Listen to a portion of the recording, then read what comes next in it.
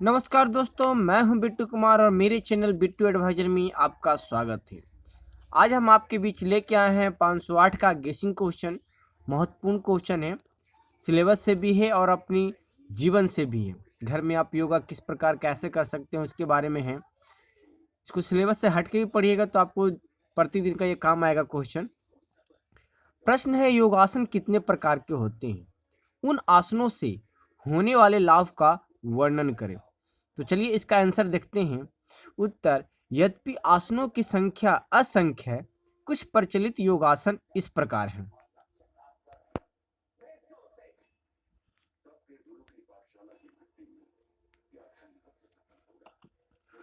सुखासन। सुखासन या सुखमय प्राणायाम सबसे सरल आसन है। इसका प्रचलन भी सबसे ज़्यादा है। इस आसन में विभिन्न क्रियाएं होती हैं जो इस प्रकार है। श्वास, वायु का ग्रहण। प्रवास, ग्रहण की हुई वायु का त्याग। विराम, श्वास या प्रवास का ठहराव। इन तीनों क्रियाओं का एक चक्कर होता है। विराम या कुंभक अगर श्वास के पश्चात तथा प्रवास से पहले हो तो उसे अभ्यंतर कुंभक कहते हैं, तथा प्रवास के पश्चात और श्वास से पहले हो तो उसे बाह्य कुंभक कहते हैं। पूरक कुंभक तथा रेचक की मात्रा क्या हो तथा उसमें क्या अनुपात या संबंध हो, इसके बारे में काफ़ी विवाद है, परंतु अधिकतर सहमति 1:4:2 और 1:2:2 अनुपात के पक्ष में है। कुछ व्यक्ति तीनों क्रियाओं को बराबर रखने के पक्ष में हैं। सुखमय आसन में प्रारंभ में दाहिने वाले नासारंध्र को बंद कर काम बाएं वाले नासारंध्र से पूरा करते हैं। उसके बाद दोनों नासारंध्रों को बंद करके कुंभ करने का पश्चात बाएं को बंद रखते हुए दाहिने से रेचन करते हैं। इस चक्कर को पूरा करने पर दाहिने नासारंध्र से पूरक कहते हैं, तथा कुंभक के पश्चात बाएं से रेचन करते हैं। प्रथम को बंद्रांग तथा दूसरे को सूर्यांग प्राणायाम कहते हैं। उसी तरह बारी बारी से चंद्रांग और सूर्यांग प्राणायाम करते जाते हैं। कुछ व्यक्ति तो एक को ही तो कुछ व्यक्ति दोनों को मिलाकर एक प्राणायाम कहते हैं। समय के बारे में कहा गया है कि अगर प्राणायाम कुंभक के साथ शुरू किया जाता है तो कुंभक का समय 10 सेकंड से ज़्यादा नहीं रखना चाहिए और प्राणायाम 5 सेकंड से ज़्यादा नहीं रखना चाहिए। प्राणायाम 5-6 से ज़्यादा नहीं करना चाहिए। अभ्यास ज़्यादा हो जाने के बाद कुंभक का समय और प्राणायाम की संख्या बढ़ा दी जा सकती है। साधारण व्यक्ति हेतु मात्र सुबह शाम प्राणायाम करना बहुत होता है। लाभ, और इसके लाभ क्या है उसके बारे में देखते हैं। इस तरह के आसन से हृदय, यकृत आदि की बेहतर तरह से मालिश हो जाती है। इससे वे स्वस्थ तथा सशक्त बने रहकर खाद्य पदार्थों के पाचन तथा पोषण तत्वों के अभिशोषण में विशेष रूप से मददगार होते हैं। श्वसन क्रिया सही होने के कारण खून को ऑक्सीजन ज़्यादा मात्रा में मिलने लगती है तथा हृदय की सक्रियता तथा बल भी काफ़ी बढ़ जाता है, जिससे खून संचालन की गति में तीव्रता आ जाती है। इन सब का सामूहिक परिणाम यह होता है कि नाड़ी संस्थान तथा ग्रंथि संस्थान का स्वास्थ्य काफ़ी उन्नत हो जाता है। हमारे शरीर में इन्हीं दोनों संस्थानों या प्रणालियों को प्रमुखता है, जिनके स्वस्थ रहने पर सारे अंग समस्यापूर्ण अवस्था में काम करते हैं तथा यही अस्वस्थता स्वास्थ्य का आधार है। दूसरा है श्वासन।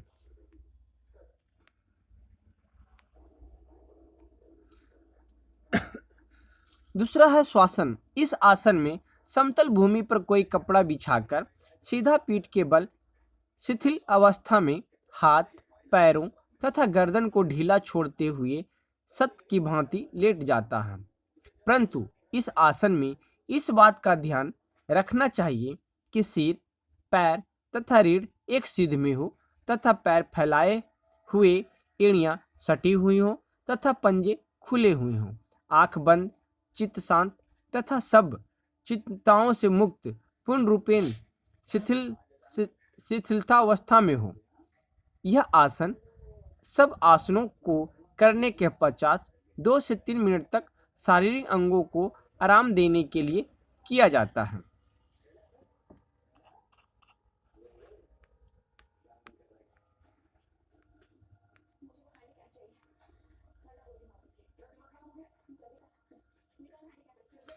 श्वसन के लाभ। इस आसन से शरीर का तनाव कम होता है। रक्त संचार की गति स्वाभाविक रूप से होती है। यह आसन शारीरिक एवं मानसिक थकान दूर करने के लिए उपयोगी है। तुतलाने आदि वाक दोष को दूर करने हेतु यह आसन सर्वोत्कृष्ट है। तीसरा है पदासन। आसनों में श्रेष्ठ आसन पदासन माना गया है। यह आसन जमीन पर मृग, चर्म, दरी या कंबल बिछाकर करना चाहिए। आसन का अभ्यास करने से पूर्व आलती पालती मारकर बैठना चाहिए। दाहिने पांव उठाकर बाईं जांघ पर और इसी प्रकार बायां पैर उठाकर दाहिनी जांघ पर सावधानी से रखना चाहिए। जिनकी जांघें मोटी होती हैं वह सुविधा अनुसार किसी भी पैर को पहले रख सकते हैं। दोनों पांव भूमि पर लगे रहने चाहिए। दोनों हाथ बिल्कुल सीधे कर घुटनों पर रखें या गोद पर रख लें। पीठ, कमर, गला, धोड़ी, सिर सीधा रहना चाहिए। धोड़ी गले की हड्डी से लगाएं। नेत्र दृष्टि सामने नासिक के अग्रभाग या अन्य किसी बाहरी वस्तु पर रखकर कर सकते हैं। पैरों के नीचे वाली एड़ी को अंडकोश से लगाएं। आंखें खुली रखें या बंद कर लें। तत्पश्चात 1 मिनट से 5 मिनट तक ईश्वर का ध्यान लगाएं।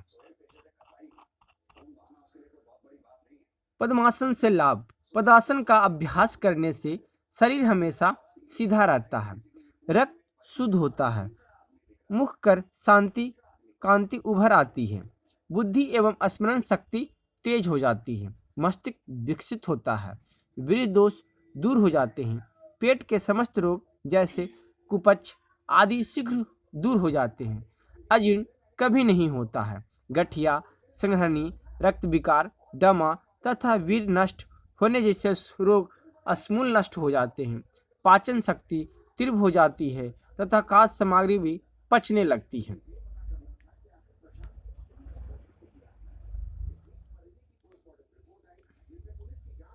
चौथा है तड़ासन। यह आसन सबसे सरल तथा किसी भी आयु वर्ग के व्यक्ति द्वारा किया जा सकता है। इस आसन की विधि अत्यधिक सरल है। इसमें हाथों को ऊपर की ओर तानते हुए पंजों के बल खड़े होना चाहिए। यह आसन का प्रभाव सारे शरीर पर पड़ता है। यह आसन प्रतिदिन 4 से 5 मिनट करना चाहिए। तड़ासन के लाभ। यह आसन शरीर को शारीरिक एवं मानसिक थकान दूर करने तथा शरीर में चुस्ती लाने के लिए किया जाता है। यह आसन विशेष रूप से बालकों की लंबाई बढ़ाने के लिए उपयोगी है। इससे टांगे व भुजाएं शक्तिशाली बनती हैं। इससे पेट की क्रिया ठीक रहती है और अजीर्ण नहीं होता। इस आसन को स्त्री, पुरुष, बालक कोई भी कर सकता है। पांचवा है शलभासन। इस आसन में पेट के बल जमीन पर लेटा जाता है तथा दोनों हथेलियों को कंधे के सीध में जमीन पर इस प्रकार रखा जाता है कि उसका 1/4 भाग जांघों के नीचे रहे। फिर दोनों पांवों को आपस में मिलाते हुए तलवे ऊपर की ओर उठाए जाते हैं। साथ ही ऊपर को ऊपर तथा नीचे के भाग को बलपूर्वक ऊपर की ओर उठाए रखा जाता है। परंतु इस समय इस बात का ध्यान रखना चाहिए कि कमर से पैर तक का भाग बिल्कुल सीधा रहना चाहिए। यह आसन झटके के साथ नहीं करना चाहिए।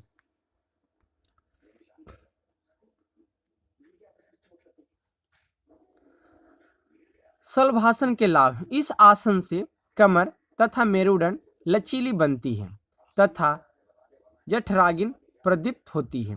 पेट के अनेक रोग जैसे अम्लता, गैस बनाना, पेट में गुड़गुड़ाहट, भूख न लगना, अपच आदि रोग दूर होते हैं।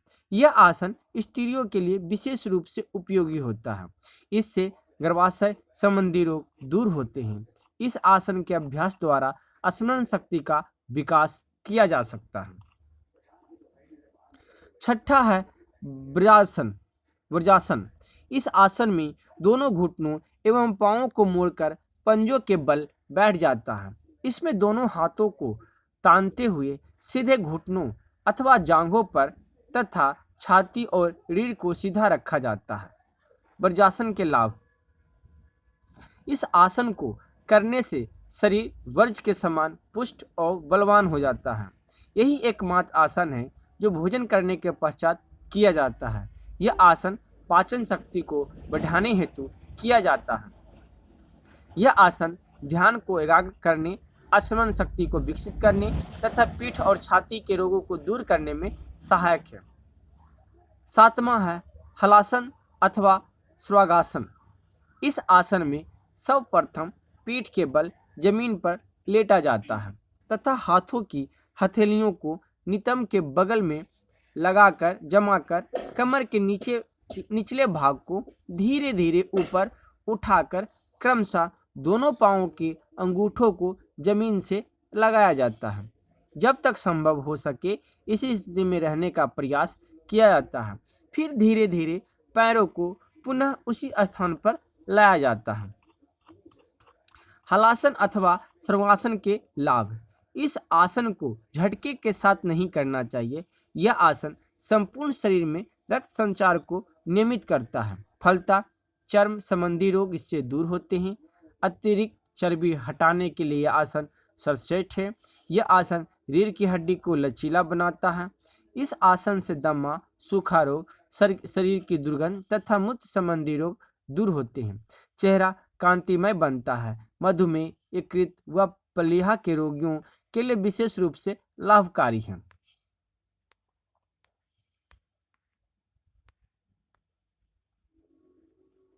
आठवां है भुजंगासन या सर्वासन। इन आसन के अंतर्गत व्यक्ति को सर्प की भांति मुद्रा बनानी पड़ती है। इस आसन के अंतर्गत जमीन पर पेट के बल लेटकर हाथों को मजबूती के साथ जमीन पर जमा देना चाहिए तथा धीरे धीरे हथेलियों पर जोर देते हुए धीरे धीरे धड़ के भाग को ऊपर की ओर गर्दन ले जाते हुए उठाना चाहिए। इसमें कटी के नीचे का पूरा भाग जमीन पर लगा रहना चाहिए। यह आसन प्रतिदिन कम से कम 10 मिनट तक करना चाहिए। भुजंगासन के लाभ। इस आसन से आमाशय के विकार दूर होते हैं। सीना चौड़ा, भुजाएं मजबूत तथा फेफड़े मजबूत हो जाते हैं। इससे जठराग्नि बढ़ जाती है। नौवां है सूर्य नमस्कार। सभी प्रकार के आसनों में सूर्य नमस्कार सर्वाधिक प्रचलित व सबसे अधिक लाभकारी एक संपूर्ण आसन है। इस गतिमान आसन को समग्र शारीरिक विकास, शारीरिक, मानसिक, आध्यात्मिक, नैतिक के लिए अत्यधिक उपयोगी माना जाता है। चित्त की एकाग्रता तथा आध्यात्मिक दृष्टि से इसका विशेष महत्व है।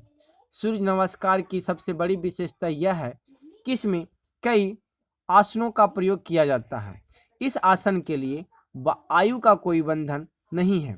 स्त्रियों में मासिक धर्म तथा गर्भावस्था में इसका अभ्यास वर्जित है।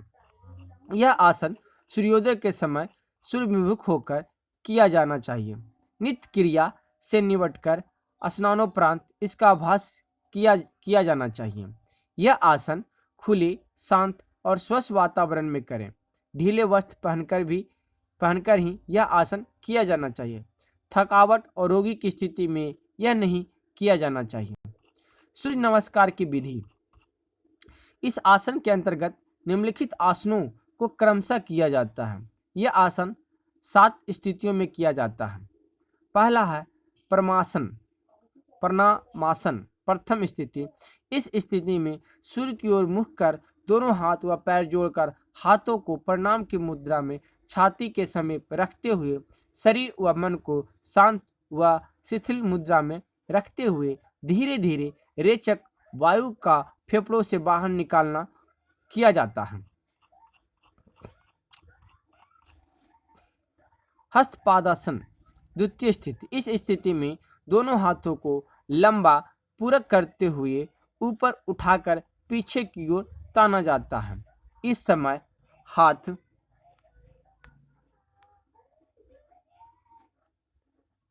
एवं पीठ अधिकतम मात्रा में पीछे की ओर झुके हुए होने चाहिए तथा सिर भी पीछे की ओर झुका हुआ होना चाहिए। इस प्रकार शरीर की स्थिति अर्धवृत्ताकार हो जाती है। तीसरा है हलासन तीसरी स्थिति।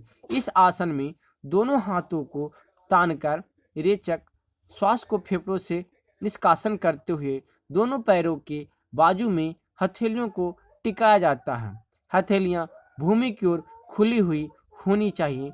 जहां तक हो सके अभ्यासी को अपनी नासिक को घुटनों से स्पर्श कराने का प्रयास करना चाहिए, परंतु ऐसा एक साथ करना अभ्यासी के लिए संभव न होगा, अतः इसका क्रम क्रम से अभ्यास करना चाहिए।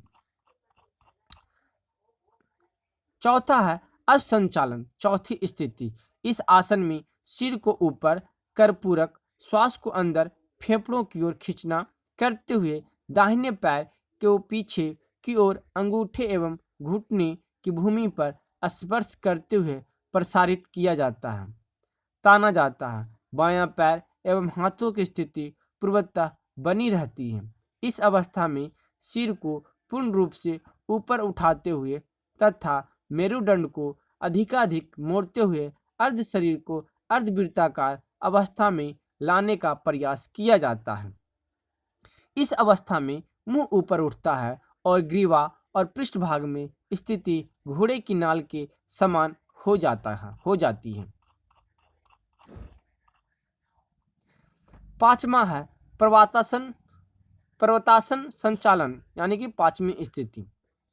इस आसन के अंतर्गत दीर्घ रेचक करते हुए हाथों एवं दाहिने पैर को पूर्व स्थिति में रखते हुए सिर को पीछे झुकाकर बाएं पैर को पीछे सीधा फैलाकर दाहिने पैर के बराबर किया जाता है।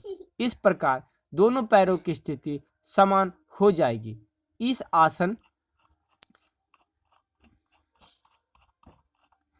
आसन नितंब प्रदेश को ऊपर उठाकर सिर को दोनों बाहों के बीच में रखकर शरीर को लंबत तानते हुए कानों को भुजाओं के सीधे में रखकर जीभ पर दृष्टि रखी जाती है तथा दोनों एड़ियों को भूमि पर स्थिर रखा जाता है। छठा है अष्टांग नमस्कार यानी कि छठी स्थिति। इस स्थिति में वही कुंभक बाहर की ओर श्वास में हाथों एवं पैरों को पूर्व अवस्था में रखते हुए दोनों घुटनों को भूमि पर टिकाकर हाथों का सहारा देते हुए छाती एवं ठुड्डी का भूमि से स्पर्श किया जाता है, परंतु नितंब और उदर प्रदेश कुछ ऊपर की ओर उठे हुए रहेंगे। सातवां है पूर्ण भुजांगासन सप्तम स्थिति। इस स्थिति दीर्घ पूरक की स्थिति है। इस आसन में कटी प्रदेश को भूमि पर स्पर्श कराते हुए हाथों एवं पैरों को पूर्वावस्था में रखकर सिर को ऊपर उठाते हुए हाथों को सीधा तथा धड़ प्रदेश को सीधा किया जाता है। सिर तथा मेरुदंड को यथाशक्ति पीछे की ओर मोड़ते हुए अर्धवृत्ताकार स्थिति बनाई जाती है। सूर्य नमस्कार और शिथिलीकरण। सूर्य नमस्कार की प्रत्येक आसनात्मक स्थिति में पूरक एवं रेचक श्वास पर विशेष रूप से ध्यान दिया जाना चाहिए। सूर्य नमस्कार के यौगिक अभ्यास के पश्चात शरीर को पूर्वत अवस्था में लाने तथा मांसपेशियां तनाव को कम करने हेतु श्वसन यौगिक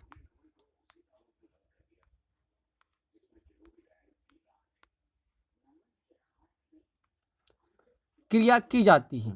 इस आसन को करने से व्यक्ति शारीरिक एवं मानसिक रूप से तनाव रहित हो जाता है। अंततः यह कहा जा सकता है कि शारीरिक शिक्षा के विविध क्षेत्र के अंतर्गत आसन एवं यौगिक आसनों का विशेष महत्व है। चूंकि बालक को सिखाई जाने वाली सभी प्रकार की शारीरिक क्रिया का श्रेष्ठ संपादन सही आसनों पर निर्भर करता है, ठीक इसी प्रकार हमारी प्राचीन व्यायाम पद्धति योग पद्धति के अंतर्गत भी शारीरिक सबलता एवं पुष्टता को महत्व दिया जाता रहा है, जिसका व्यक्ति के न केवल शरीर पर वरन मन पर भी चमत्कारिक प्रभाव पड़ता है। अतः किसी भी शारीरिक शिक्षा प्रशिक्षक के लिए यह आवश्यक हो जाता है कि वह प्रारंभ से ही बालक के आसनों की समुचितता तथा यौगिक आसनों की महत्ता पर ध्यान देते हुए उसे शारीरिक शिक्षा पद्धति का अनिवार्य अंग बनाए। तो ये थे उस योग का कुछ आंसर। अगले प्रश्न में हम लेके आएंगे कि योग की 8 अवस्थाओं की व्याख्या कीजिए। उपयुक्त चित्रों एवं उदाहरणों के द्वारा एक फाइल तैयार कीजिए। तो ऐसे ही आंसर पाने के लिए आप हमारे चैनल पे बने रहिएगा। अब वीडियो कैसी लगी हमें कमेंट करके जरूर बताइएगा। धन्यवाद।